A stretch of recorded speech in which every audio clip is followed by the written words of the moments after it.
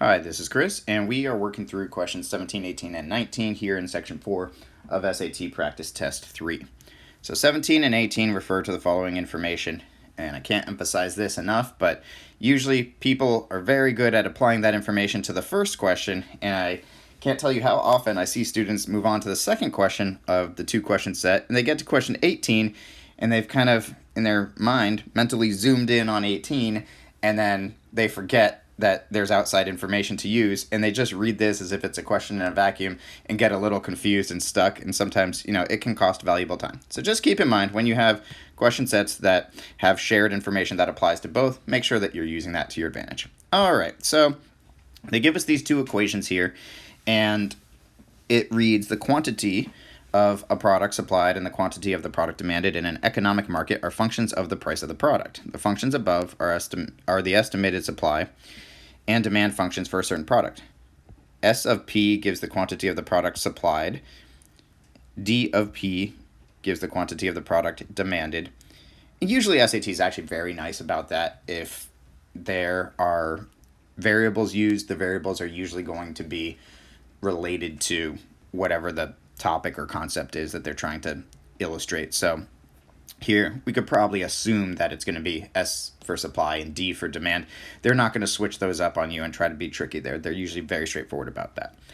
All right, so we have our supply and demand functions, and let's take a look at our first question from this two-question set. So for 17, it says, how will the quantity of the product supplied to the market change if the price of the product is increased by 10?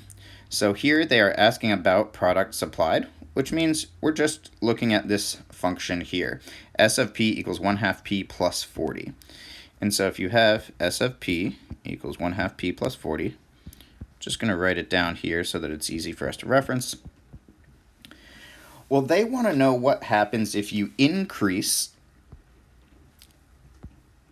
the value of the product, or the price rather of the product, if you increase the price by $10. So if P goes up by 10, that means that here we have an increase of 10 for P. And the only thing that they're asking for us to understand is how that's going to impact supply. So whenever you have these types of relationships, the constants are not going to take effect. This is really an application of our understanding of slope-intercept form. This is a version of y equals mx plus b, and the coefficient here is really what would act as our slope or our multiplier for this.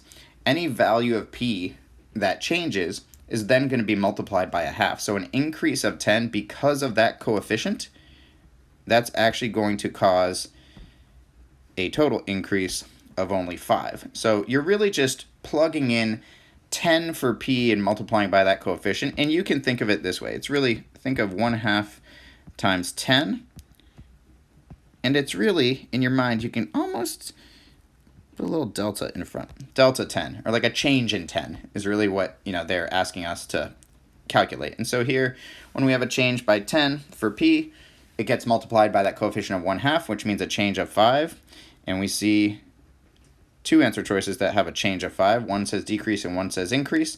And in this case, it's an increase of 10, which means it's going to be a positive increase by 5. And that's answer choice B for 17. All right, let's take a look at question 18, which again, don't forget, still applying to this same scenario. So at what price will the quantity of the product supplied to the market equal the quantity of the product demanded by the market? All right, so now they're talking about supply and demand. We're going to need both functions, and they say that they want to know where they are equal, which basically means we're going to take these two equations, we're going to set those equal to each other. So we have 1/2 P plus 40 equals 220 minus P. And now we can solve for P. So by combining like terms, we add P to both sides, cancel that out, and we can subtract 40 from both sides to cancel that out. And we get 1/2 or 3/2 or 1.5 P, you can write that out however you like, equals 180. And then when we divide 180 by 1.5 on both sides, we are left with P equals 120. And that's answer choice B as well. So this one is going to be pretty straightforward, I think. The key there is just making sure that we recognize what they're asking for in the question. When they say equals, it means we're going to take these two separate equations for supply and demand, set those equal to each other, and solve for the corresponding price, which the question is asking for. Now let's take a look at question 19. So here, they tell us graphene, which is used in the manufacture of integrated circuits, is so thin that a sheet weighing 1 ounce can cover up to 7 football fields. If a football field has an area of approximately 1 1/3 acres, how many acres could 48 ounces cover? So 7 fields, each one's 1.5 acres, 48 ounces, 1 ounce. They give us a lot of values here, and let's see if we can set up a relationship. We're looking for acres, right? So we know we're going to have to figure out some sort of conversion here. So first, let's start with ounces and football fields, because that's the first conversion that they give us. 1 ounce can cover up to 7 football fields, and here we see 48 ounces. Let's see how many football fields we're talking about. So let's just do one conversion at a time. Here, 1 ounce covers 7 fields. Let's put 7 fields down here written out. And here we just need to line that up. Okay, well then 48 ounces. So then how many fields would that cover? And we can cross multiply here, and we get x equals 48 times 7, which is, let's see, 280 and 56 would be 336. So that would cover 336 fields. But we're not done. Remember, the question's asking about acres. So now we have to convert that into acres.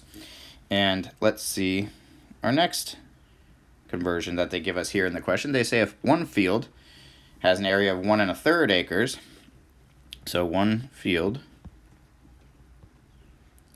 is 1 1/3, or since we're dealing with fractions, I prefer writing it as improper because it's a little bit easier to work with mathematically. And if you're comfortable doing that conversion, go ahead and do that before you have to multiply or divide anything. It's always going to be a little bit easier to work with improper fractions. And so here, one field is 4/3 acres, and we're trying to figure out how many total acres 336 fields would be. And again, here we can do a little cross multiplication. So 1 times x gives us x. And then 336 times 4/3 is going to give us 448. So that would be 448 acres for x. And that looks close to answer choice C, but let's just check and see why it's not exact and make sure that we didn't miss anything in the question. And sure enough, they said approximately 1 1/3, which means our answer can be approximate as well. So it might not come out to be an exact value, and anytime a question asks you to approximate, if they give you a value that's an approximation, if they ask you to estimate, if they ask for what's closest to, it's okay for our answer choice to be a little bit inexact like we see here. So that's going to correspond with answer choice C here on question 19.